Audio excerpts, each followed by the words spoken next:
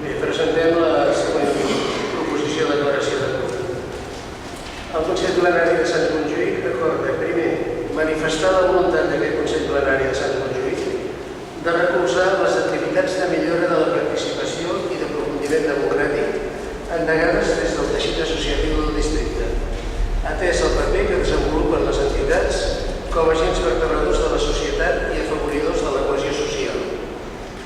Segon, facilitar la realització d'activitats que fomentin la participació i les consultes ciutadanes organitzades des del teixit associatiu del districte o sol·liciti, si s'escau, cedint espais i o equipaments públics, i que comptin amb el suport d'un nombre representatiu d'entitats ciutadanes del districte de Sant Montjuïc registrades en el Fitxer General d'Entitats Ciutadanes, com a mínim un 10% d'aquestes entitats.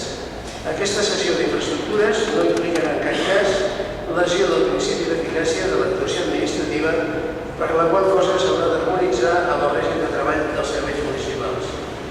Voldria afegir que aquesta mateixa declaració de grup, exactament idèntica, va ser aprovada en el veí districte de les Corts gràcies al vot de 4 dels grups aquí presents.